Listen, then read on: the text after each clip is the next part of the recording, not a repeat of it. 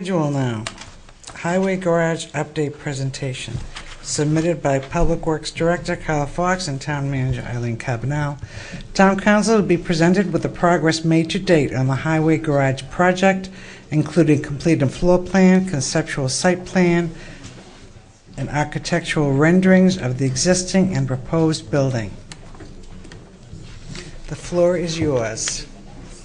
And thank you for understanding about our movement of the agenda. Whenever it's about water, it always takes a long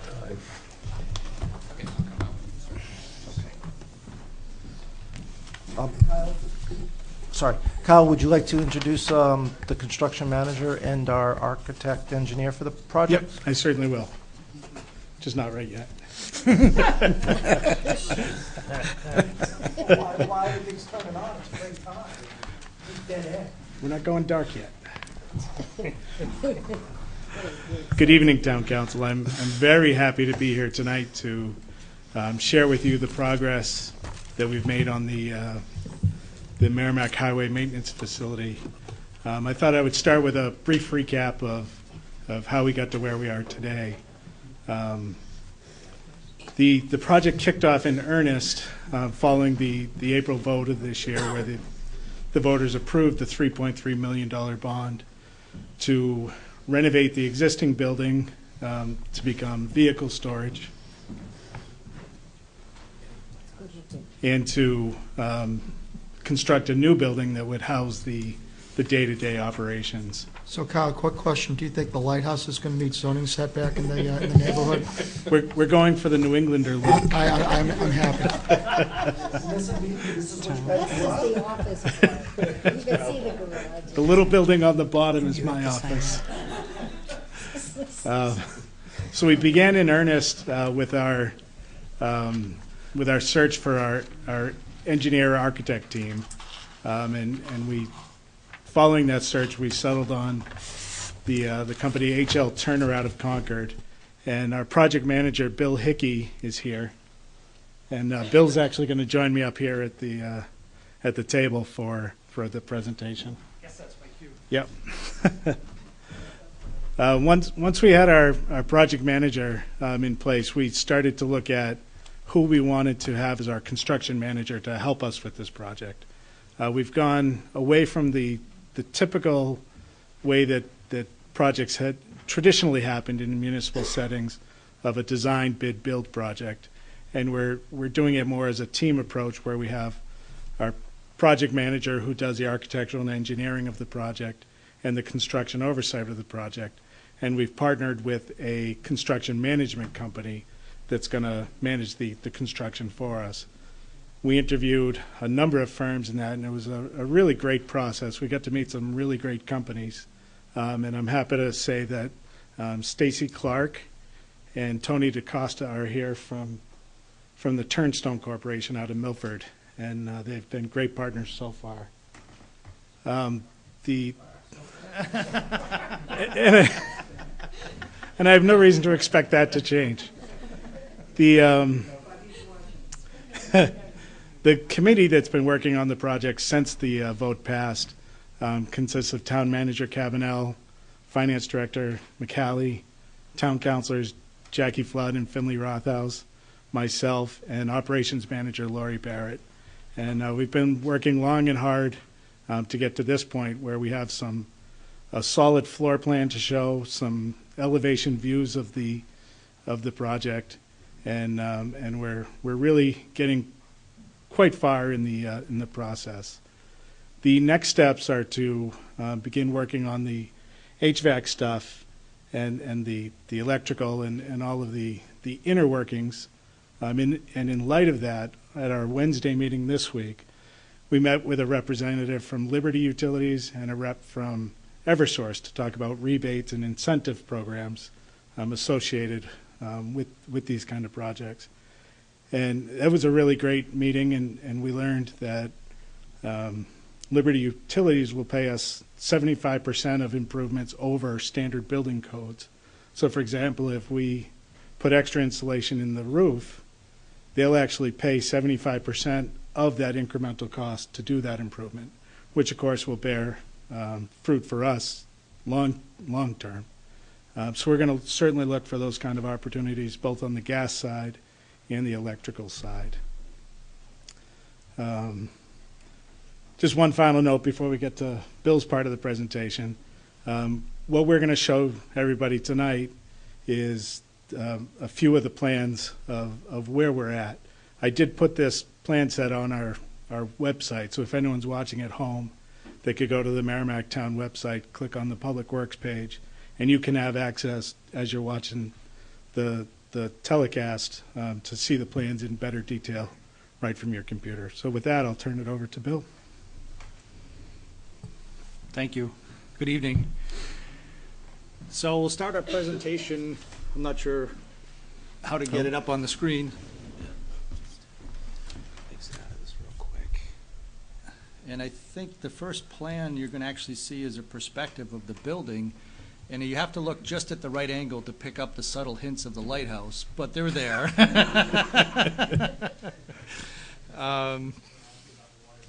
Yeah, you know, the nice part is we don't have the Shoreline Protection Act to worry about where we are. So, but yeah, there are a few subtle hints of the lighthouse incorporated.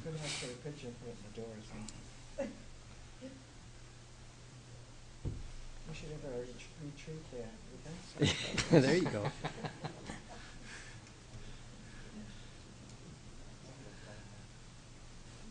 I have a thumb drive if that would help. Would that No, help? no, I just needed to set the displays. Okay. So it looks more like the lighthouse? Yeah, There it is. there you go. There's our lighthouse.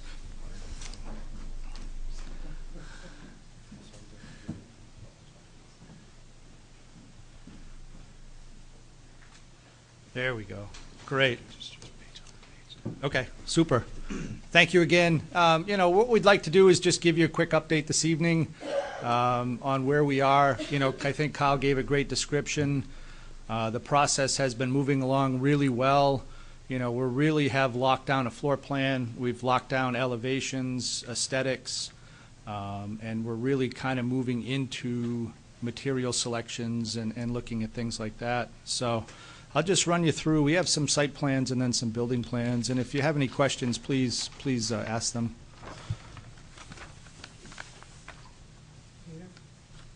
And I probably should have asked Finley or Jackie, but when you guys were doing this, Kyle, did you guys take into account the opinions of the folks there, your staff, as to their needs as well? And Absolutely. One of the great suggestions we got from Turnstone early on was to hang clipboards around the garage, and then, you know, they made the great point that oftentimes people they'll think of something, but then at the end of the day, when it's time to follow through on getting that to the committee, you may not remember. So there's clipboards hanging around the garage where people can scribble down ideas, and Lori's been collecting those ideas. excellent. Thank you. Yeah, we made a presentation to the DPW, the highway staff, you know, about the project, and we've really been encouraging people to give us their thoughts and ideas, because those are the folks who are going to have to live in the building. And, you know, it's very important to get, you know, everybody involved and incorporate their thoughts and ideas. So, you know, sheet C.1 is just simply the existing site plan, just so you have a reference. I know you guys all can't see. Also, Paul wanted to say something. we just want to let the council know that we did invite the neighbors to both this meeting and the one we're doing with the planning board. So we are also taking into account the neighbors in the area and trying to get them involved in the project, not just our employees, but the surrounding neighborhoods and neighbors. So at the request of one of the councilors before. Thank you very much, Paul. So sheet C 1.0, just simply an existing conditions plan. Turkey Hill Road is running parallel to the bottom of the sheet. Existing highway garage, salt shed, fueling station, just for your reference. So the next sheet is actually colored. Everybody likes to look at colors, but this is the proposed DPW garage, is the darker yellow. I wish we had used a color that was a little easier to describe, but we're proposing the building kind of be located to the north of the existing building. And a couple other changes is a new driveway on the north end of the property. And it's important to note, there's some parking here, and this will be the public entrance at this end, so any public that wants to come to the building will simply come down the drive, and there's parking there, and they can walk into the office for any services. And then there'll be a drive at the south end. There is a gravel drive here now that will be enhanced, and we're going to look to relocate the fueling station, because the project really has three parts. The first one is the new highway maintenance facility. I got to make sure I get that term right. We worked hard on that. The second part is the renovation to the existing building, and the third part of the project is the fueling station. So for the fueling station, it's new pumps and a canopy. The tanks are intended to remain in place.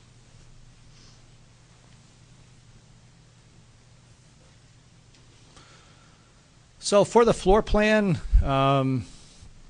we have the maintenance bays are on the right-hand side of the plan, if you will.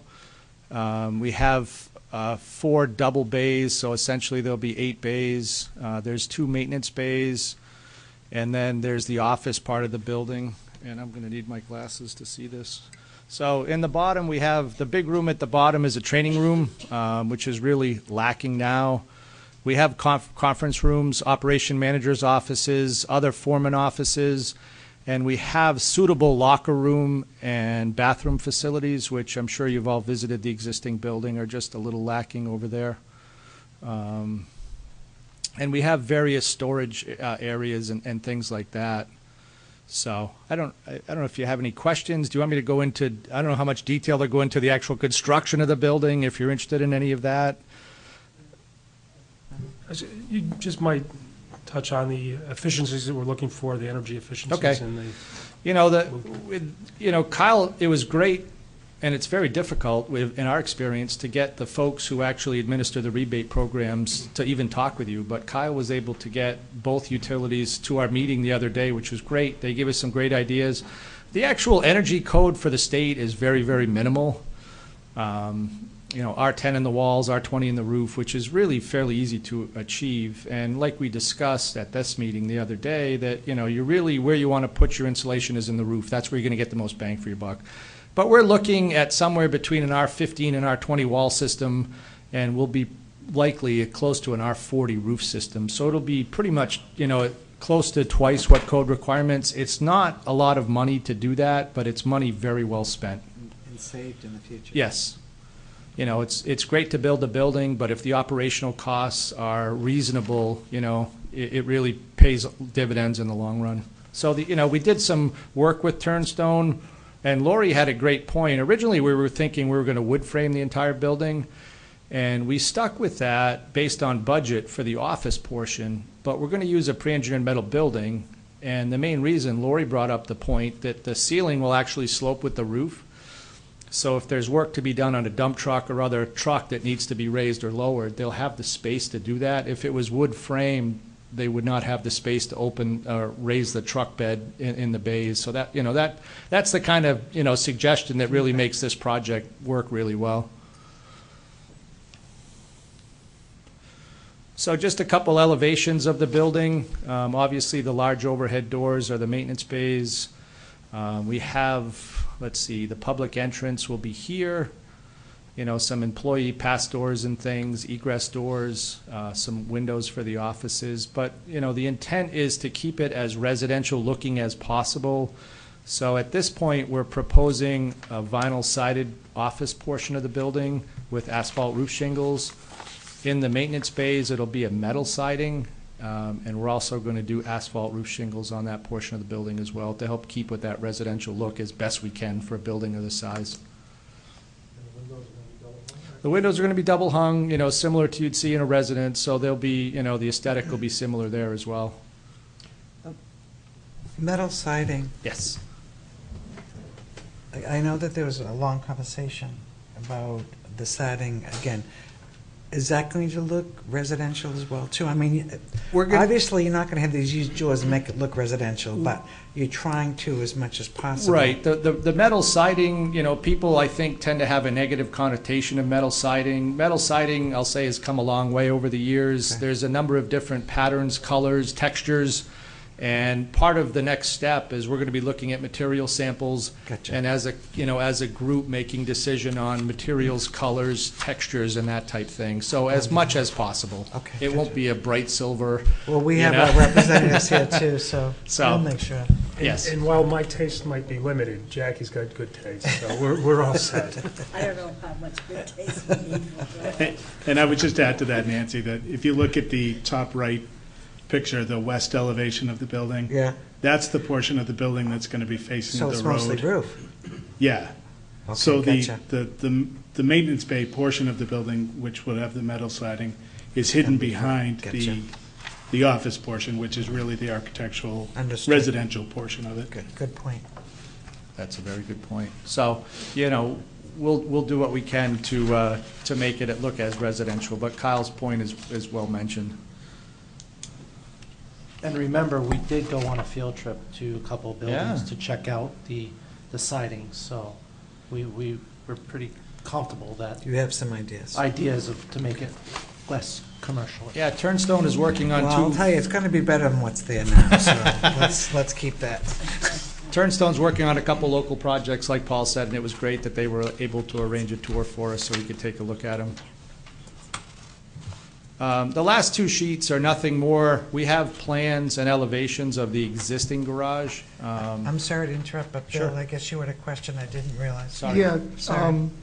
Bill or Kyle, can you talk to me a little bit why we're doing typical asphalt fiberglass roof as opposed to a metal type roof? Outside of what cost being a factor, I get the cost piece, but just talk to me. Two reasons. One, really to try to keep that residential appearance as best as we can. And the second, and for us probably more important reason, is the asphalt shingles will hold the snow. One of the problems with a metal roof over, with an eave line over the overhead doors is the snow comes off in big sheets and causes a problem. They're constantly out shoveling and removing snow from in front of the doors. But with the asphalt shingle roof, the snow won't come off like that. It'll hold on the roof. So it really is a better product to use above an eave line with overhead doors.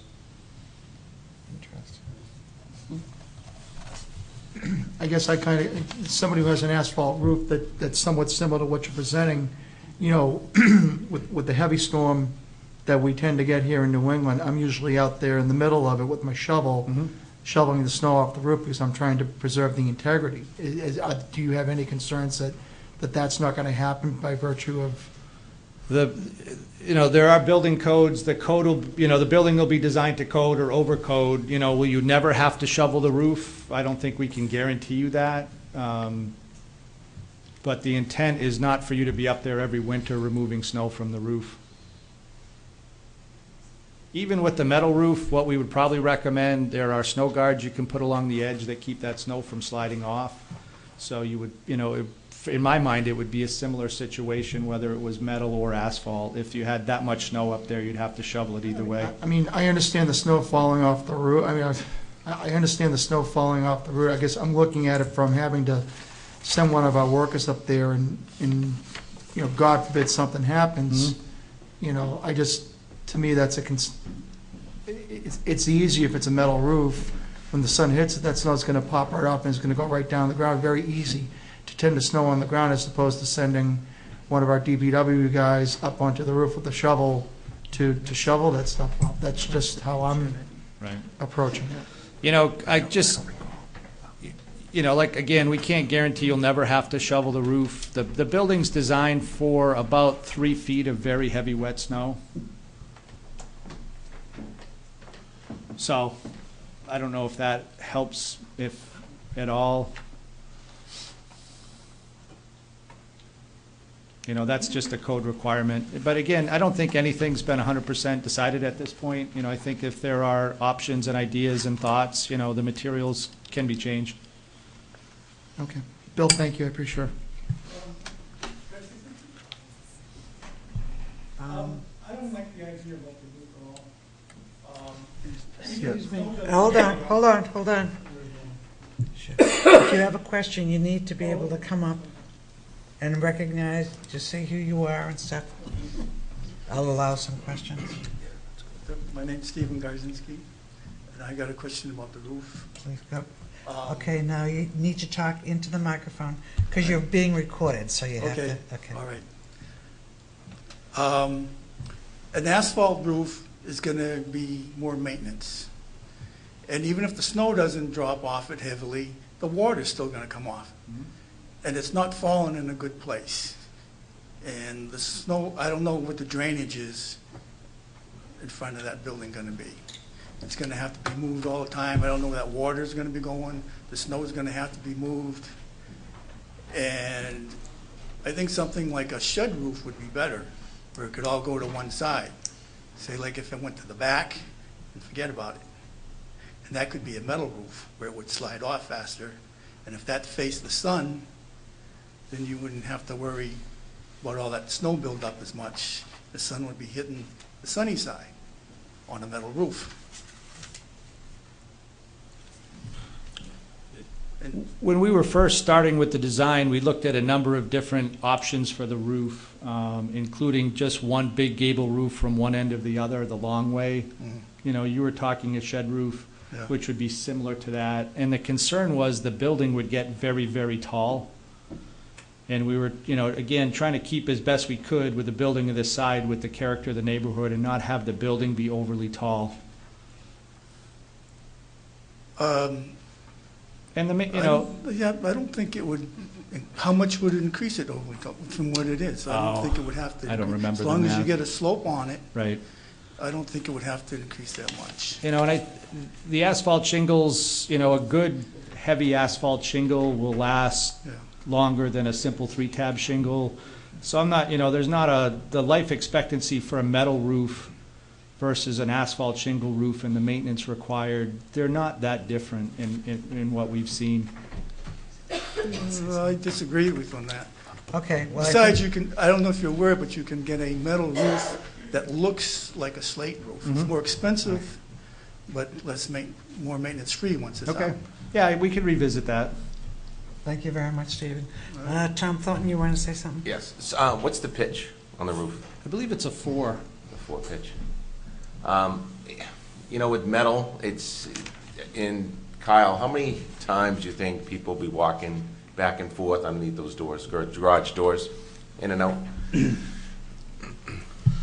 The only reason why I ask is because if you have metal, I mean, you put the snow jacks up 3 feet. If you get the sun hitting that roof, that snow is going to come off that roof, and it's going to come off quick. And you're going to have the snow overhang the metal roof a lot of the times. And when that wants to come down, I wouldn't want to be underneath that. Well, and that's exactly why, beyond, as Bill had said, the two reasons were the aesthetics, which have been a key factor in this whole design for us, but also the coming off of the snow falling off of a metal roof. And kind of to Bill's point, operationally, it's a lot easier for us to take snow off when we're not in the middle of a storm, or, you know, if the snow falls in the middle of a storm, we have to get it out of the bays right then and there, versus if it can stay on the roof. And if we get a really heavy winter, like we did a few winters ago, they don't happen every year, but if we got one, we have a bucket truck that we can use to safely get up there, just as we do with our current roof. We do have to go up and take snow off of our current roof because it's not to current code. So we do that every year anyway. We'd have to do it less often with this, but operationally it would allow us not to deal with the snow coming off the roof during a storm when we want the guys out on the road. And I do agree with the asphalt shingles. It's more residential-like than the metal is. In regards to your siding, are you using corrugated on the side for the metal siding? It hasn't been Yeah, decided yet. It won't be a corrugated look. It'll be more of a smooth. A board and batten type of look. Yeah, you know, we've had some samples we've looked at, but we're just really starting to get into that. So I don't know decisions really been made, but it won't just be a simple, you know, rib pattern or whatever. It'll, Right. I guess that was my concern. yeah. Yeah. We make much nicer stuff now. Yes. And the pitch isn't a steep pitch, so the snow's not gonna come Right. out too quick. You know, and the metal that we're using is actually what's referred to as an insulated metal panel. So it's metal inside and out with 2 or 3 inches of insulation between. So that's actually, you know, your exterior skin, your insulation, and your interior finish on that panel. And it's a much better envelope because it's a continuous insulation all the way around. Great, thank you. Tom Koenig? Before we get away from the main building and start talking about the old building, what are you going to do with the space above the offices? The intent is to remove the wood framing that makes up that office now, so there will no longer be. No, Oops, I'm in the new to be building, built. not the Oh. old building. In this area where the offices are, there's a lot of attic space. There if you is. will. So for part of it, we're going to be having a mechanical mezzanine. So the air handlers, we have a mechanical room on the slab, which will be used for the boilers and things like that. But to keep with space, we're going to put a attic just above the kitchen in the training room, the electric room, and the mechanical room. There'll be about a 16 by 25 mechanical room in the attic. And the remainder of it will just be unusable attic space. Unusable because Well, 2 you don't want reasons. to, or If we were to make it usable, then we're into a whole different code, and there's some cost associated with that, stairways and second means of egresses and things like that. So just to get the shape of the building, it'll be a truss roof with, you know, just space up there. There'll be ductwork and there'll be other things that run through there, but, you know, no real habitable, if you will, or usable space other than that mechanical room. Okay, thank you. Those are great questions, Tom. We beat Bill and Turnstone up about that same did you? question. Okay,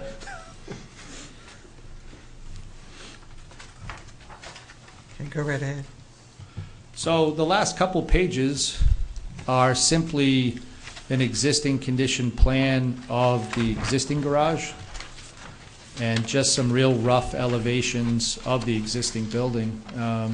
You know, our focus has really been trying to get the plans developed for the new building, and as those are developed and finished, we'll be, you know, moving our attention and focusing on the renovation of this building. So there's really not much shown here. There's nothing really new shown here right now. It's just simply existing conditions.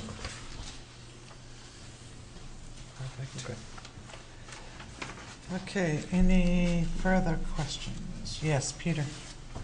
Kyle, is there going to be any changes to the fueling system, the tanks and the pumps and stuff? Yeah, that's phase 3 of the project. The tanks are going to stay in the ground. They get inspected on a biannual basis, and they're still in really great shape.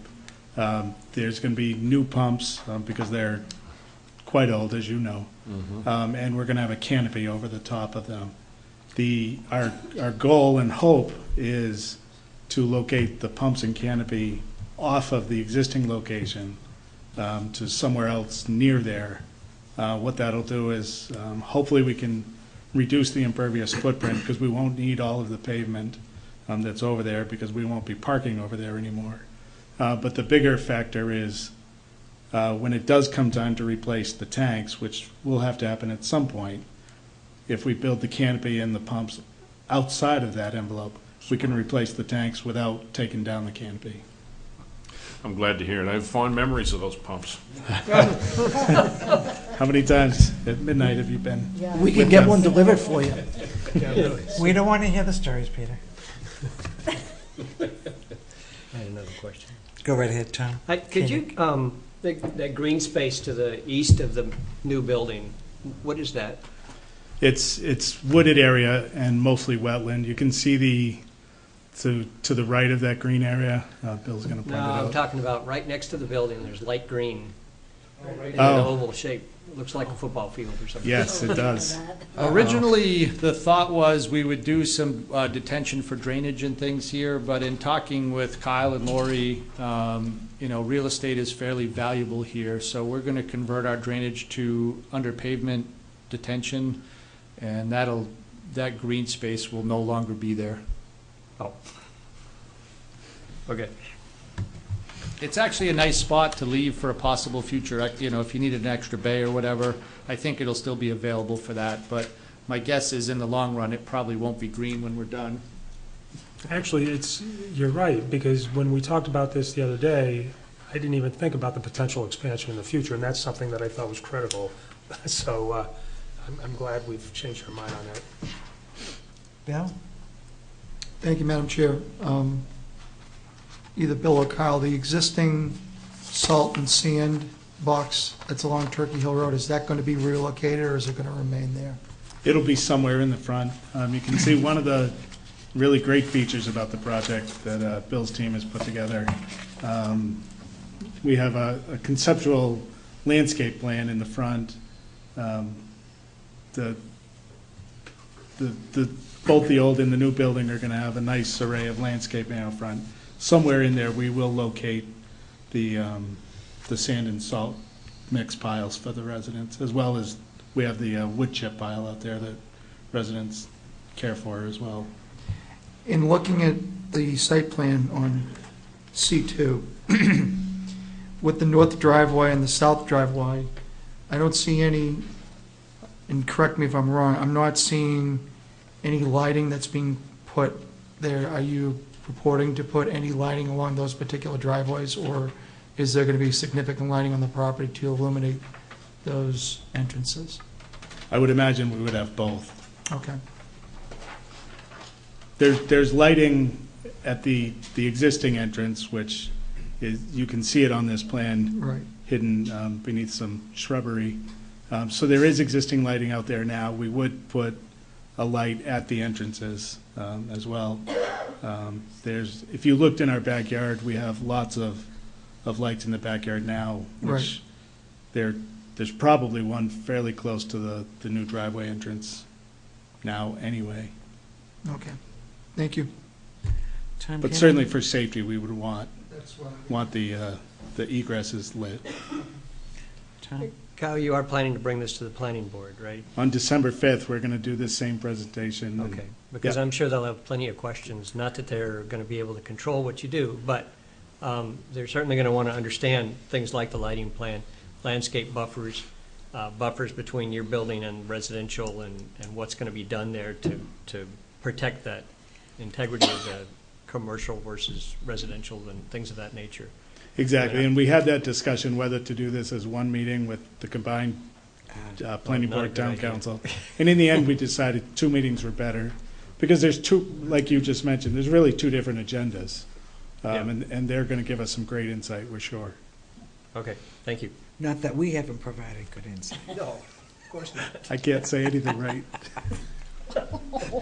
Oh, no, we're just teasing you. Peter? Kyle, the police impound, is that staying right where it is? We don't know that yet. Okay, That will be part of the plan. okay. If it needs to be relocated, obviously, we would work with the police department to There you go. to make sure anything that was needed to stay secure would during the transition. Okay, thank you. Anyone else? All set. Well, thank you very much. We appreciate the presentation. Thank you. And Kyle, you like the teasing, don't you? I do actually. If I could, just a couple things I forgot to mention. First, we have plenty of handouts of this presentation on the table for anyone in the audience who would like a copy. And then I would just add that Turnstone is currently accepting subcontractors who are interested in working on the project. If you're a contractor interested in working on the project, please contact Turnstone, and they'll put you through their pre-qualification process as they make their selections of the construction team. I know yes, Peter? Sorry to be, this is going to go on the website? People will be able to? This is currently on the website. Excellent, great, thanks. Yeah. Is there anyone else in the audience who wants to say anything? I can ask. I'll say, okay. Very good. What's our construction schedule at this point? We're anticipating, without being too detailed, because my teammates probably won't want me to say this, but we're targeting April 4th for groundbreaking. Okay, and it takes about 9 months, a year? Oh, Let's you- get the, you let's thought- get the construction manager You who's been thought dying we, to talk. you thought you were gonna get away unscathed. What's that? I'm not quite sure what I had on that schedule. I didn't bring my copy with me, but I believe we had 7 months targeted. Yeah, it was about 7 months for the construction of the new building, new and then a building. couple months for the reconstruction of the existing building. So the optimistic schedule is we'd be done about this time next year, possibly with landscaping and other items going into the spring of Okay. 2019. 19. That makes Very sense. cool. Thank you. Thank you. All right, now, is there any other? Yes, Paul? And just one other side note, I have started the financing paperwork, and the, looks like we're gonna probably do a January bond sale with proceeds, if the council accepts it, in February. So we'll have our money right around the same time we're gonna be starting construction. Perfect. Okay, run while you can, And I, before someone else asks. yeah, no,